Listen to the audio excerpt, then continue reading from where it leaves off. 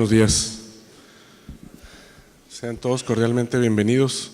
Muchas gracias nuevamente a Sánchez Aguilar Esquer, a Reginaldo y a Manuel por la oportunidad de compartir con ustedes este tipo de temas tan importantes y tan cambiantes. Comenzaremos básicamente, vamos a ver el día de hoy algunos temas de importancia, principalmente el entorno de los negocios a partir de una encuesta que se hizo por una casa consultora internacional.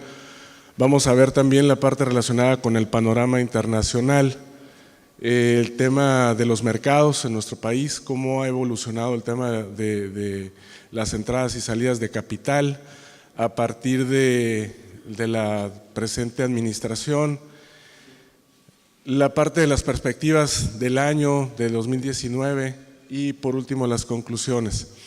Debo hacer la aclaración que el análisis que vamos a presentar eminentemente es sobre una óptica más económica.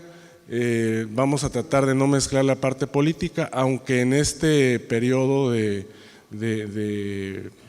arranque de la presente administración nos hemos venido a dar cuenta que hay una permanente injerencia o que se pretende dar mayor injerencia por parte del presidente de la República sobre los temas económicos y pues bueno, ya lo mencionaremos en su momento.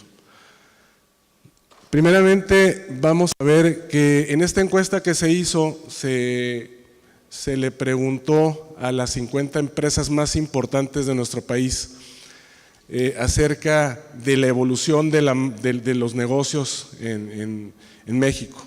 Y la mayor parte de ellos, el 96% de estas empresas se siente optimista del panorama hacia enfrente de los próximos 3 años. Entonces eso nos habla de un mercado, de un robustecimiento y de una consolidación del mercado interno hacia los próximos 3 años. También nos habla de una confianza pese a todo lo que hemos venido analizando y observando con la actual administración, hay confianza en el país. El 85% de los encuestados consideran que el crecimiento de la economía va a ser del orden del 2%. Ahorita cuando analicemos el tema del paquete económico, pues vamos a ver lo que está planteado en el paquete y lo que se estima para temas tanto presupuestales como estadísticos. Por otro lado, el 46% de los encuestados consideran que los cambios tributarios van a forzar a hacer cambios en los modelos de operación. Ustedes, como bien lo saben, todas las empresas, al haber cambios en las estructuras tributarias, pues se tiene que replantear toda la parte operativa y toda la estrategia fiscal que se viene realizando dentro de una organización. Por otro lado, los principales riesgos que se asocian para este año han venido cambiando. En primer lugar, podemos analizar el 90% de los riesgos, el 90% de los encuestados considera que los riesgos cibernéticos son los que más tienen presencia hoy en día en las empresas de nuestro país. ¿Por qué? Por el robo de identidad. De repente ustedes estoy seguro que tienen más de una cuenta de correo electrónico, muchas empresas dejaron abiertos los dominios, el hackeo que se viene dando a la banca, el hackeo que se le viene dando a las empresas a través de los portales bancarios, el robo de identidad para fines crediticios, para fines de fraude, ha venido de una manera en aumento muy fuertemente. En alguna ocasión, creo que fue en el mes de noviembre, platicaba en un curso el caso de un muy particular de una empresa fantasma que se estableció en la Ciudad de México reclutando personal. Y al reclutar personal armó expedientes y con esos expedientes tuvo la paciencia de solicitar en nombre de cada persona créditos a largo plazo esos créditos no se pagaron y las consecuencias fueron catastróficas para muchas de estas personas, que hay más de 45 personas procesadas en este momento por robo de identidad y el expediente estaba perfectamente completo ante la institución bancaria. Entonces, perdón. A ver, un anuncio aquí, un vehículo Ford Taurus, me están avisando que se lo van a llevar porque está mal estacionado, placas 423 NFR 7, para que por favor lo muevan y no se tengan que ir a pie o en Uber. Bueno, después del aviso respectivo, les decía, el tema de los riesgos del robo de identidad se ha venido acrecentando. Este riesgo se ha venido tomando así como con más observancia dentro de las empresas y todos tenemos que tener tomar el tema del resguardo de información como una parte muy importante de nuestras empresas. La administración de bases de datos, lo que decíamos, la usurpación tecnológica, etcétera. Otro riesgo, pues es el riesgo tecnológico que va asociado con el cibernético, los riesgos operativos, obviamente los riesgos del talento. Como ustedes bien lo pueden comentar con sus clientes, aquí para no irme muy lejos o hacer muy largo el tema, hay una lenta incorporación generacional en las empresas para incorporar a gente de menor edad en las responsabilidades administrativas. Los riesgos regulatorios, de los cuales pues se van a hablar ampliamente sobre todo con la parte fiscal. Y por último, la parte relacionada con una nueva estrategia fiscal en que se va a apoyar la autoridad, que es en las empresas fintech. Las empresas tecnológicas que van a brindar servicios financieros están generando plataformas que ya inclusive ya se le presentó a la autoridad como un proyecto, nada más que ahora pues, realmente no sabemos qué rumbo tome el Servicio de Administración Tributaria, el SAT. El objetivo es que siempre les generan una auditoría a través de las chequeras, o sea, lo primero que se revisa en una auditoría son las chequeras de los clientes. Entonces, lo que se va a hacer a través de las fintech es auditar las compras, es decir, las empresas que facturen van a tener un archivo muy particular. La idea es tener el archivo de las compras para poder a través de las compras lo que no se bancarizó poderlo considerar como un ingreso. Es un proyecto para las fintech, entonces generar un historial crediticio de aquellas empresas que de alguna manera compran en efectivo o no piden factura, pero sí alguien le expide un comprobante fiscal por la venta. Entonces, este es otro proyecto que ya está en puerta. Por otro lado, en el panorama internacional, de alguna manera hemos visto cómo durante la primera parte del mes de enero, la primera quincena del mes de enero, nuestra moneda se ha venido apreciando. Mucha gente decía y decimos que el mercado va a seguir volátil, así lo ha seguido y va a estar. Sin embargo, se han venido dando sucesos que no hay que perder de vista. Primero, Estados Unidos ha venido jugando a te dije, no te dije, te amenazo, no te amenazo, hago, no hago. Y en este proceso de las guerritas con China, con Corea, finalmente con Estados Unidos y China, ya el señor Wilbur Ross y el ministro de Comercio Exterior de China en materia comercial dijeron sí, nos podemos poner de acuerdo, no nos vamos a hacer daño, y empezaron con ese estira y afloja en donde los chinos dicen va, nos podemos sentar a platicar. Ya hay acuerdos muy específicos en el sector agropecuario, en el sector energético con China, y esos acuerdos son la primera parte de algo que va a redundar en un buen acuerdo comercial. le quitó presión a los mercados internacionales la parte relacionada con la buena disposición para negociar el acuerdo China con Estados Unidos. Por otro lado, también ya se anunciaron medidas para impulsar al sector automotriz y para impulsar el sector de bienes duraderos, sobre todo la parte relacionada con bienes de capital. Por otro lado, la Reserva Federal, recordemos que cada vez que se reúne la Reserva Federal se levantan minutas. En esas minutas se plasman todos los acuerdos relacionados con los riesgos que tiene la economía, riesgos internos y riesgos externos, o sea, endógenos y exógenos. Esos riesgos ya los determinó en la minuta del mes de diciembre Estados Unidos como muy focalizados. Primero, una desaceleración de China, que esta desaceleración puede tener algún contagio con la economía norteamericana.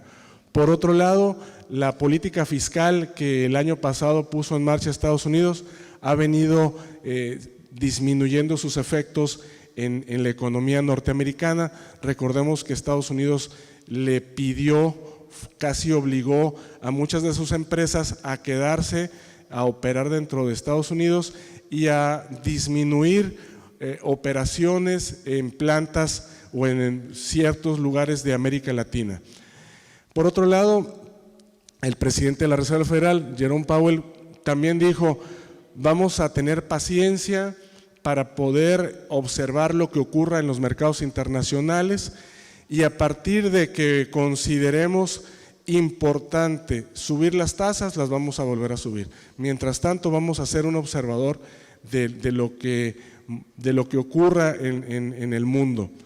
Por otro lado, la parte no está ahí, pero entra dentro del esquema de análisis. Recordemos que en México se incrementó la tasa de interés a niveles de 8.25, ahorita lo vamos a comentar en otra lámina, pero esto también le quitó presión a los mercados internacionales y aceleró la entrada de flujos a nuestro país.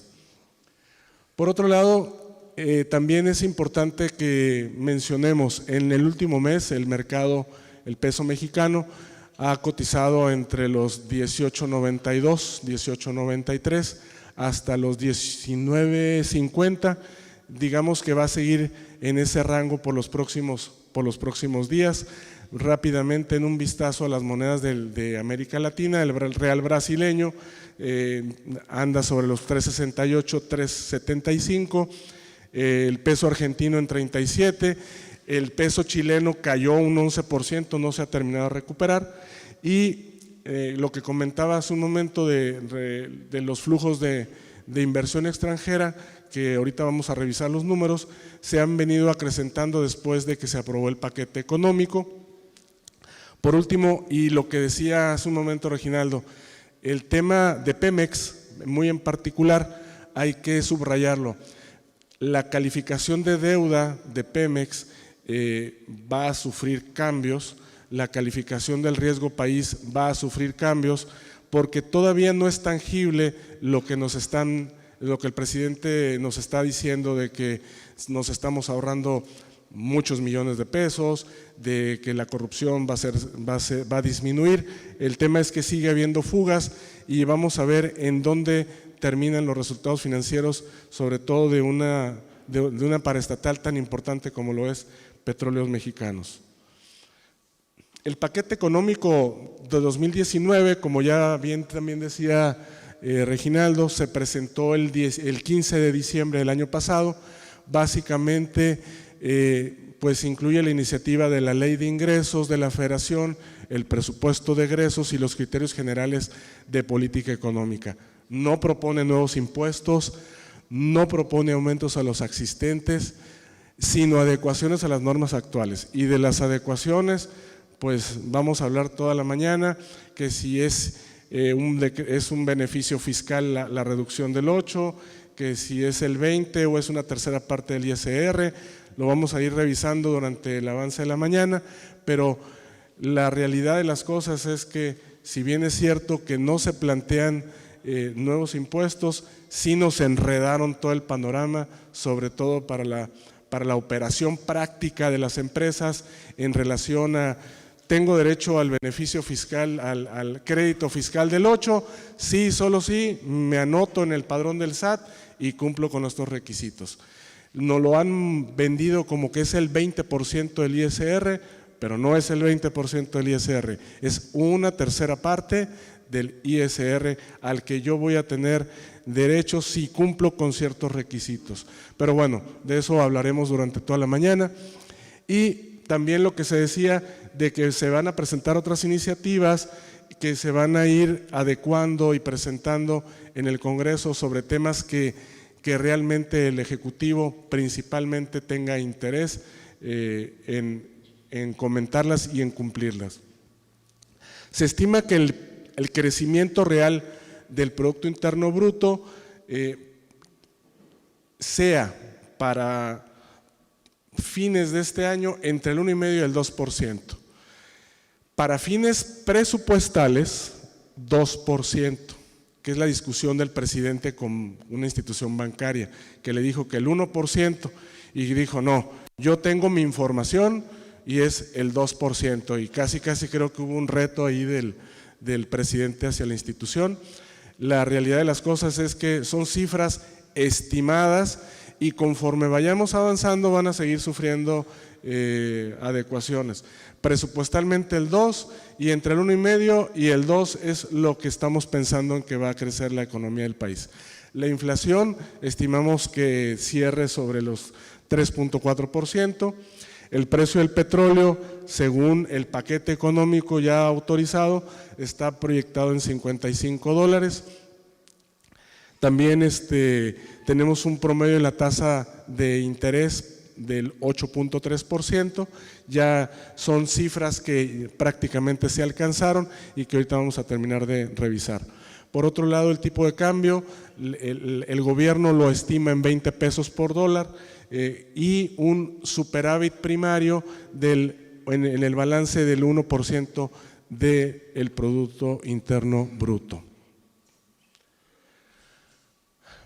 Algo que no se ha dado a conocer así como con mucho bombo y platillo, como que están muy focalizados en la parte del IVA y del ISR, es el relacionado con la retención del impuesto sobre la renta en las instituciones del sistema financiero. De tal suerte que para 2019 hubo un cambio que yo creo que ya se dieron cuenta. Para los depósitos tanto en pesos como en moneda extranjera, la tasa era del 0,46% y el aumento que se da en el ISR es al 1,04%. Es decir, viene un incremento en la tasa del impuesto sobre la renta del 226% sobre los depósitos que ustedes tengan por concepto de los intereses pagados. De tal suerte que el mensaje de la Federación es: si tú tienes dinero y te están pagando intereses, antes me pagabas muy poquito y ahora quiero que me pagues más. Entonces, por eso te estoy cobrando más impuestos sobre la renta. Entonces, pasamos del 0,46 al 1,04. Esto tiene un impacto muy importante, sobre todo en las retenciones por concepto de intereses pagados a los que depositan, a los que tienen inversiones en moneda nacional o en moneda extranjera. El gobierno federal, en su exposición de motivos, justifica esta alza a partir de que las tasas de interés también tuvieron un incremento importante. Lo que el gobierno federal perdió de vista es que las tasas de interés en el último año no subieron 226%. Si ustedes revisan, y ahorita lo vamos a ver, en el último año las tasas rondaron entre el 6,5% y el 7,5%. Subieron las tasas al 8,25% para fines de mantener la estabilidad en la economía, poder captar recursos y mantener los mercados en calma, pero no subieron en la misma proporción las tasas. Por otro lado, esta retención constituye un pago provisional para las personas físicas que se encuentran obligadas a presentar su declaración en el ejercicio en la que el ingreso acumulable corresponda a los intereses reales obtenidos y el impuesto retenido se puede acreditar contra el impuesto a pagar en el propio ejercicio. Por otro lado, las personas físicas que en el ejercicio obtengan ingresos por concepto de intereses menores a 100,000 pesos y a las que no se encuentren obligadas a presentar su declaración anual, este impuesto lo van a considerar como definitivo. Entonces habrá que analizarlo y tomar sus precauciones. Vamos a ver rápidamente un vistazo a los mercados. En nuestro país, en los primeros 15 días después de que toma posesión el presidente López Obrador, hubo una salida real de capitales del orden de los 1,145 millones de dólares. Después de que se anuncia el paquete económico, pese a que ya se habían dado a conocer el tema del aeropuerto de Texcoco y todo lo demás que ya sabemos, viene un anuncio por parte de Banco aumentando las tasas a niveles del 8.25, la tenencia de valores gubernamentales en poder de extranjeros se incrementa sobre un 3%, es decir, tuvimos ingresos del orden de los 3.227 millones de dólares. Del 14 de diciembre al 4 de enero se registra más demanda de papel que se presenta principalmente en los bonos de largo plazo por el orden de los 1.625 millones de dólares. También principalmente esto está conseguido por los certificados de la Tesorería de la Federación, entra lana por el orden de los 276 millones de dólares. El mercado de renta variable, que es el mercado de capitales, tiene en diciembre una salida de 218 millones de dólares, sin embargo, el balance del año pasado es positivo, es decir, entre entradas y salidas entró más dinero del que salió por el orden de los 2.441 millones de dólares. Es importante señalar, en nuestro país actualmente ya operan dos bolsas de valores. En la más robusta, en la que nosotros conocemos, que es la Bolsa Mexicana, operan 143 empresas. De esas 143 empresas, este año se van 5. Esas 5 empresas se van por diferentes circunstancias. Geo por el lado de la quiebra mercantil y la SAL por el lado de que ya no le conviene estar en el mercado por un tema de que sus acciones no tienen esa negociabilidad en el mercado, esa aceptación. Automotriz Racini, Banco Santander México se sale, se va al sistema internacional de cotizaciones, abandona el piso tradicional y la fábrica de galletas no es comercial, de galletas Magma, también sale del mercado. Por otro lado, es importante señalar, el año pasado por primera vez no hubo ninguna oferta pública inicial.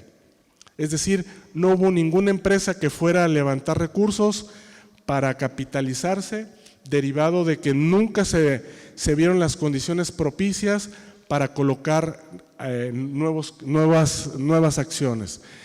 Hace 10 años esto no ocurría, esperemos que este año a partir de la incorporación de la segunda bolsa veamos algún cambio en el mercado. Este año se presenta como el primer año de operación de 2 bolsas. El año pasado arranca la bolsa de valores, la Bolsa Institucional de Valores, la BIPA, y opera a la par de la Bolsa Mexicana de Valores. Y la Bolsa Institucional de Valores estima que en los próximos 5 años se podrían incorporar alrededor de 200 nuevas empresas a razón de 5 a 25 empresas por semestre, y ya con algunos ajustes es el dato que ellos están proporcionando. Por otro lado, para el año que viene, bueno, para este año, con las condiciones que hoy tenemos, el tipo de cambio, el Producto Interno Bruto, inflación y tasas, para México estamos estimando que sí crezcamos por debajo del 2%, el 1.9%, pero el crecimiento deberá andar entre el 1.5 y el 1.9%. Estados Unidos igual, 1.7, 1.8. La inflación en México, recordemos que este año terminamos sobre niveles del 4.83%, deberá de bajar la inflación sobre niveles del 4%, la inflación en Estados Unidos el 2.3%, la tasa promedio no baja, la tasa objetivo sobre niveles del 8.25% y el bono a 10 años de México sobre niveles del 8.73%, con un análisis tomado desde el año de 2016 con la evolución hasta diciembre de 2019. El tipo de cambio, si las condiciones continúan como hasta ahorita, en promedio para el próximo año deberá rondar los 20 pesos, 19.90. Esperemos que ese voto de confianza que ya se le dio al gobierno federal en materia económica lo sepa capitalizar y no lo eche por la borda el actual presidente. Entonces tenemos el dólar euro sobre niveles del 1.17, el peso euro sobre niveles del 23.28 y hasta ahí con la parte, las demás monedas las revisan cuando les dé sueño, no puedan dormir y ahí se ponen a localizarlas para que sea muy natural la dormida. Por otro lado, la tasa objetivo, este es un gráfico desde 2008 para que ustedes vean la evolución de cómo ha evolucionado la tasa objetivo. Si ustedes se fijan, de 2010 a la fecha, pues traíamos tasas por debajo del 8%, 3,5%, 4,5%, 5,5%. La información es hasta el día jueves 17 de enero, en donde Banco de México sigue manteniendo su perspectiva de que la tasa objetivo en este año se mantenga en el 8.25%, por lo menos en el fondeo primario que le llamamos, ¿no? Ahí en la parte de abajo está 2010, 11, 12, 13, 14, una línea de tiempo de 2010 hasta 2018. El tipo de cambio fix, recordemos que es el tipo de cambio promedio de las instituciones bancarias, eliminando los tres precios más altos, los tres precios más bajos y con un promedio de las cotizaciones que se negocia el precio interbancario. Veamos la evolución desde 1995 a la fecha de liquidación, el tipo de cambio fix para el 21 de enero estamos cerrando sobre niveles del 19.0630, la semana que termina el mercado toca niveles del 18.94, el viernes pierde terreno y se va hasta niveles del 19.06 pesos por dólar. Los activos internacionales netos, o sea, las reservas internacionales. Las reservas internacionales siguen en niveles muy aceptables, sobre los 177,000 millones de dólares, casi 178,000. La fecha disponible de la información es al 14 de diciembre. Esperemos que la actual legislatura, más que olvidar, consideren este tema como un tema eminentemente de estabilidad macroeconómica para el país, que nos da respaldo a lo que se hace y no le quieran meter mano para otros fines, porque esto finalmente es una carta de presentación para el tema de calificación de riesgo país, para todos los temas financieros, que es muy importante. Mientras Banco de México siga manteniendo la prudencia en el manejo de la política monetaria cambiaria, creo que hay posibilidades de mantener los fundamentales como hasta ahorita en niveles muy razonables para todos nosotros. Por otro lado, la inflación cierra sobre niveles del 4.83, como ya lo comentábamos hace un momento. Este es el gráfico de cómo se ha venido comportando la inflación. Y pues a manera de concluir, porque creo que ya el tiempo ya se terminó, nada más que aquí el licenciado Oscar me robó como 15 minutos. Primero, 2019 va a ser un año económicamente complejo. el tema del desabasto inicial que se presenta en gasolinas tiene un impacto en el suministro de bienes y servicios en nuestro país. Ya se vendrá a cuantificar posteriormente, va a continuar la volatilidad. Por otro lado, la actual administración ha manifestado evidentemente impericia para operar administrativamente en nuestro país. Deberán de corregir toda la parte relacionada con el cómo se vienen haciendo las cosas, cómo replantearlas. Por otro lado, el presidente tiene que aprender a descentralizar la toma de decisiones. Hay una concentración excesiva del qué se tiene que hacer. Y me recuerda a los tiempos de Echeverría. ¿Qué horas son? Las que usted diga, señor presidente. Ojalá que no caigamos en ese esquema, pero no estamos muy lejanos de ello, ¿no? Debe haber más respeto a las instituciones. El propio presidente no ha respetado como debe ser las instituciones. Se han tomado decisiones muy arbitrarias que también tienen consecuencias. Y los retos de la actual administración es el combate a la corrupción, el combate a la inseguridad, el respeto al Estado de Derecho, son retos muy importantes.